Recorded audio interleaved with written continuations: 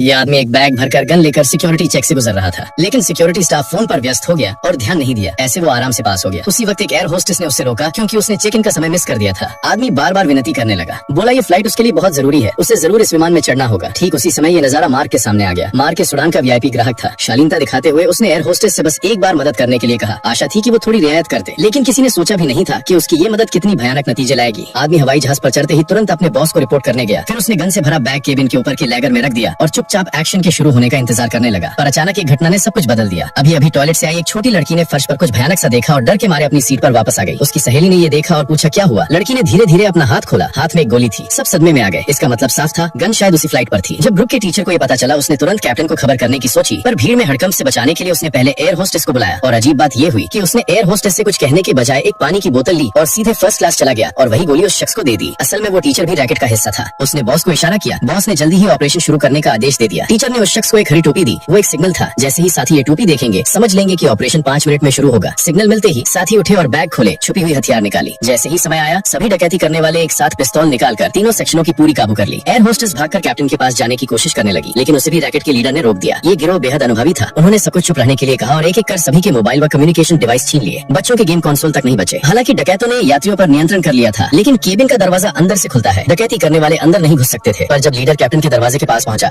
तो कैप्टन अचानक दरवाजा खोलने के लिए तत्पर दिखा। सह पायलट ने उसे शांत रहने को कहा। दरवाजा खोल दिया तो पूरा फ्लाइट खतरे में पड़ जाएगी। फिर कैप्टन ने गुस्से में लीडर को धक्का दे दिया और जबरदस्ती दरवाजा खोलने का बटन दबा दिया। दरअसल गिरोह ने पहले से रिसर्च कर ली थी। फ्लाइट पर मौजूद ब्लॉन्ड एयर होस्टेस कैप्टन की पत्नी थी। उसे ब्लैकमेल करके वे कैप्टन से दरवाजा खुलवाना चाहते थे। अब पूरी स्थिति उनका नियंत्रण में आ गई थी, लेकिन उन्होंने किसी बात की कल्पना नहीं की थी। इस फ्लाइट पर एक टॉप लेवल नेगोशिएटर भी मौजूद था। जब सब लोग सन्नाटे में थे, मार्क अचानक खड़ा हुआ और लीडर के सामने गया, पर सिर्फ इसलिए कि वो अभी छोड़ा गया मोबाइल जमा कर दे। लीडर चौंक गया। आदमी तो गन के नजदीक गया और वो सिर्फ शांत होकर सहयोग कर रहा था। फिर मार्क ने अपनी सच्ची मंशा बताया। उसने सीन का विश्लेषण कर लिया था। 200 यात्री हैं, कुछ चुपचाप मानेंगे, कुछ उठकर विरोध कर सकते हैं, और वो एक टॉप नेगोशिएटर होने के नाते प्रोफेशनल तौर पर डकैतों की मदद कर सकता था, ताकि वे बेहतर तरीके से बंधकों को कंट्रोल कर सके। उसे अपने परिवार के पास सुरक्षित पहुंचना था। वो यात्रियों की जान की परवाह नहीं कर रहा था। पर जैसे ही वो बात खत्म करता है, फर्स्ट क्लास में 2 यात्री अचानक डकैतों पर हमला कर देते हैं।